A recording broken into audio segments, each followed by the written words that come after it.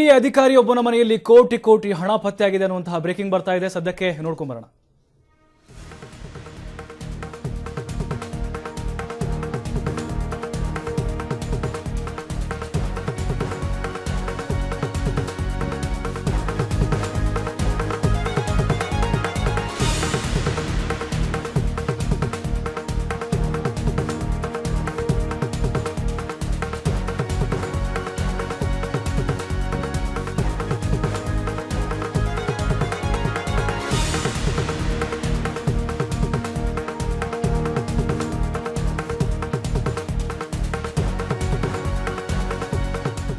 BDA ಅಧಿಕಾರಿ ಮನೆಯಲ್ಲಿ ಕೋಟಿ ಕೋಟಿ ಹಣ ಪತ್ತೆಯಾಗಿದೆ. HSR ಲೇಔಟ್ನಲ್ಲಿರುವಂತಹ ನಿವಾಸದಲ್ಲಿ ಹಣ ಪತ್ತೆಯಾಗಿದೆ.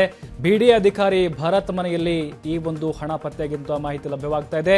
ವರಮಹಾಲಕ್ಷ್ಮಿ ಹಬ್ಬದ ಪ್ರಯುಕ್ತ ಕೋಟಿ ಕೋಟಿ ಹಣವನ್ನ ಈತ ಪೂಜೆಗೆ ಇಟ್ಟಿದ್ದ.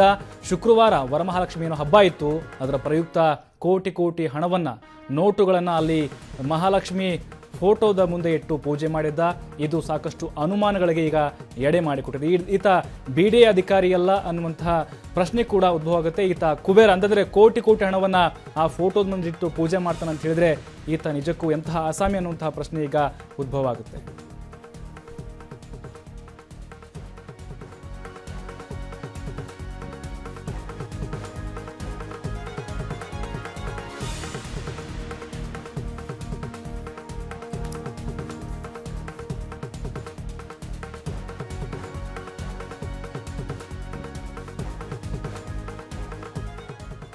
ಈ ಬಗ್ಗೆ ಇನ್ನಷ್ಟು ಮಾಹಿತಿ ಕೊಡ್ತಾರೆ ನಮ್ಮ ಪ್ರತಿನಿಧಿ ಓಂ ಪ್ರಕಾಶ್.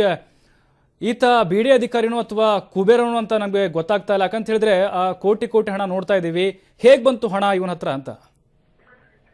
ಪ್ರಭು, ಖಂಡಿತವಾಗೂ ಫೋಟೋಗಳನ್ನೇ ನೋಡಿದ್ರೆ ಒಂದು ರೀತಿಯಾದಂತಹ ಬೆಚ್ಚುಕೊಳ್ಳುವಂತ ಅಂಶ ಗೊತ್ತಾಗುವಂಥದ್ದು. ಯಾಕಂತಂದ್ರೆ ನಾರ್ಮಲ್ ಆಗಿ ಇವತ್ತು ಏನಂದ್ರೆ ನೋಟ್ ಬ್ಯಾನ್ ಆದ್ಮೇಲೆ ಈ ಮಟ್ಟದ ದೊಡ್ಡ ಮಟ್ಟದ ಹಣ ಯಾರೊಬ್ರು ಕೂಡ ಏನು ಸಂಗ್ರಹ ಮಾಡಿರ್ಲಿಲ್ಲ. ಆದ್ರೆ ಈತ ಏನು ಆ ಬಿಡಿಎ ಬ್ರೋಕರ್ ಆಗಿ ಕೆಲಸ ಮಾಡ್ತಾ ಇರುವಂತ ಏನು ಸುರೇಶ್ ಅಂತ ಹೇಳಿ ಗುರುತಿಸ್ಕೊಂಡಿರುವಂತದ್ದು, ಅದು ಕೂಡ ಆ HSR ಲೇಔಟ್ನ ನಿವಾಸದಲ್ಲಿ ಏನು ಆ ಬಿಡಿಎ ಅಧಿಕಾರಿಯಾಗಿ ಬಿಡಿಎ ಬ್ರೋಕರ್ ಆಗಿ ಕೆಲಸ ಮಾಡ್ತಾ ಇದ್ದಂತ ಸುರೇಶ್ ಮನೆಯಲ್ಲಿ ಪತ್ತೆಯಾಗಿರುವಂತದ್ದು. ಪ್ರಮುಖವಾಗಿ ಇಲ್ಲಿ ಆತ ಕಳೆದ ಏನು ಶುಕ್ರವಾರ ವರಮಹಾಲಕ್ಷ್ಮಿ ಪೂಜೆ ಇತ್ತು, ಆ ಪೂಜೆ ದಿನ ಆತ ಏನು ಆ ಒಂದು ಪೂಜೆ ಸಂದರ್ಭದಲ್ಲಿ ಕೋಟಿ ಕೋಟಿ, ಅದರಲ್ಲೂ ಕೂಡ 2,000 ರೂಪಾಯಿ ಮತ್ತೆ 500 ರೂಪಾಯಿ ಹೊಸ ಮುಖ ಬೆಲೆ ನೋಟ್ಗಳನ್ನೇ ಆ ಪೂಜೆಗೆ ಇಟ್ಟಿರುವಂತದ್ದು. ಅದ್ರ ಜೊತೆಗೆ ಏನು ಸುಮಾರು ಕೆಜಿ ಗಟ್ಟಲೆ ಬಂಗಾರ ಕೂಡ ಎಲ್ಲವೂ ಕೂಡ ಪೂಜೆಗೆ ಇಟ್ಟು ಆ ಫೋಟೋಗಳನ್ನ ತೆಗೆದು ವೈರಲ್ ಮಾಡಿರುವಂತದ್ದು. ಸದ್ಯ ಸಾಕಷ್ಟು ಅನುಮಾನಗಳು ಮೂಡ್ತಾ ಇರುವಂತದ್ದು. ಒಂದು ಪ್ರಶ್ನೆ ಏನಂತಂದ್ರೆ, ಈತನ ಬಳಿ ಇಷ್ಟೊಂದು ದುಡ್ಡು ಎಲ್ಲಿಂದ ಬಂತು ಅನ್ನುವಂತ ಅನುಮಾನ ಮೂಡ್ತಾ ಇರುವಂತದ್ದು. ಯಾಕಂತಂದ್ರೆ ಈಗಾಗಲೇ ಏನು ನೋಟ್ ಬ್ಯಾನ್ ಆದ್ಮೇಲೆ ಇಷ್ಟು ದೊಡ್ಡ ಮೊತ್ತದ ಏನು ಅಮೌಂಟ್ ಎಲ್ಲೂ ಕೂಡ ಏನು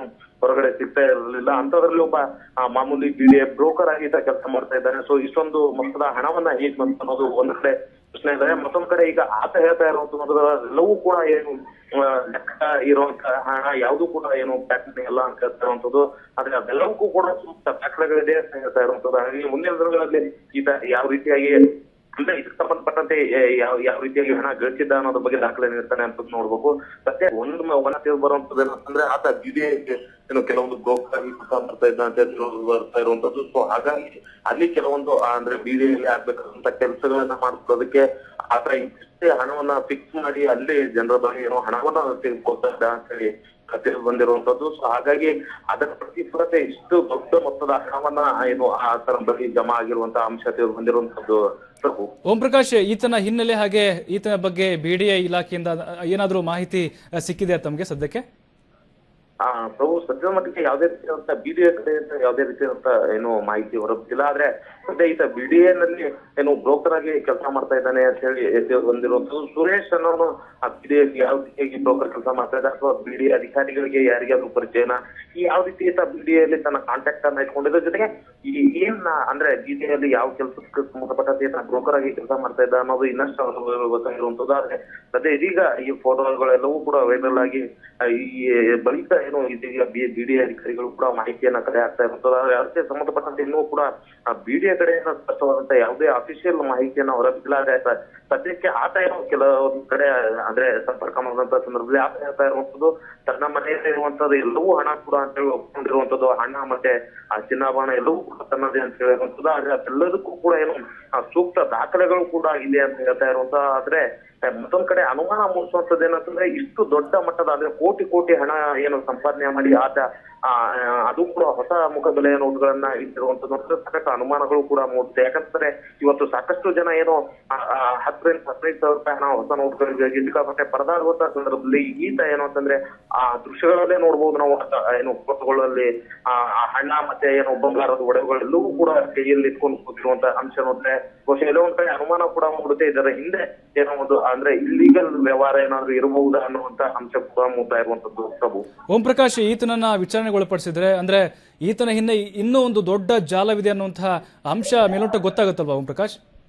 ಎಸ್, ಡೆಫಿನೆಟ್ಲಿ ಪ್ರಭು. ಯಾಕಂತಂದ್ರೆ ನಾರ್ಮಲ್ ಆಗಿ ಏನು ಅಂತಂದ್ರೆ ಈಗಾಗಲೇ ಏನು ಸಣ್ಣ ಪುಟ್ಟ ಅಧಿಕಾರಿ ಏನೋ ಕೆಲಸ ಮಾಡ್ಬೇಕಾದ್ರೆ ಈ ಮಟ್ಟದಲ್ಲಿ ಏನೋ ಹಣ ಇರ್ತಾ ಇರ್ಲಿಲ್ಲ. ಆದ್ರೆ ಈತ ಏನು ಬೇರೆ ಬಿಸ್ನೆಸ್ ಏನಾದ್ರು ಇರಬಹುದಾ ಅಥವಾ BTA 1ರಲ್ಲಿ ಇಂತಿಷ್ಟು ಮಟ್ಟದ ಹಣವನ್ನ ಸಂಪಾದಿಸೋಕೆ ಸಾಧ್ಯವಿದೆ ಅಂತ ಮಾತು. ಹಾಗಾಗಿ ಈತ ಮತ್ತೆ ಬೇರೆ ಏನಾದ್ರು ಕೆಲಸ ಮಾಡ್ತಾನ ಅನ್ನುವಂತ ಅಂಶಗಳು ಕೂಡ ಏನೋ ಅನುಮಾನ ಮೂಡ್ತಾ ಇರುವಂತದ್ದು. ಮತ್ತೊಂದ್ ಕಡೆ ಇದಕ್ಕೆ ಸಂಬಂಧಪಟ್ಟಂತೆ ಇನ್ನೂ ಕೂಡ ಯಾವುದೇ ರೀತಿಯಾದಂತ ಏನು ಅಂದ್ರೆ ಅಫಿಷಿಯಲ್ ಆಗಿ ಅಂದ್ರೆ ಸಂಬಂಧಪಟ್ಟಂತ ಅಧಿಕಾರಿಗಳು ಕೂಡ ಯಾರು ಇದು ಮಾಡಿಲ್ಲ. ಆದ್ರೆ ಮುಂದಿನ ದಿನಗಳಲ್ಲಿ ಎಲ್ಲೋ ಒಂದ್ ಕಡೆ ಆದಾಯ ತೆರಿಗೆ ಇಲಾಖೆ ಅಧಿಕಾರಿಗಳು ಅಥವಾ ಇದಕ್ಕೆ ಸಂಬಂಧಪಟ್ಟಂತೆ ಏನೋ ಒಂದು ಕ್ಲಾರಿಫಿಕೇಶನ್ ಕೇಳಬಹುದು. ಇಲ್ಲದೆ ಇದ್ರೆ ಎಲ್ಲೋ ಒಂದ್ ಕಡೆ ಇವರ ವಿರುದ್ಧ ಅಂದ್ರೆ BDA ಸುರೇಶ್ ಏನು ಬ್ರೋಕರ್ ಸುರೇಶ್ ಅಂತ ಹೇಳಿದಾನೆ ಅವರ ವಿರುದ್ಧ ಒಂದು ವೇಳೆ ಏನಾದ್ರು ದೂರು ದಾಖಲಾದಂತ ಸಂದರ್ಭದಲ್ಲಿ ಆದಾಯ ತೆರಿಗೆ ಇಲಾಖೆ ಅಧಿಕಾರಿಗಳು ಆತನ ಮೇಲೆ ಏನು ದಾಳಿ ಮಾಡಿ ಇದಕ್ಕೆ ಸಂಬಂಧಪಟ್ಟಂತೆ ಸ್ಪಷ್ಟವಾದ ನಿರ್ದೇಶನವನ್ನು ಕೇಳುವಂತ ಎಲ್ಲಾ ಸಾಧ್ಯತೆಗಳು ಇರುವಂತದ್ದು.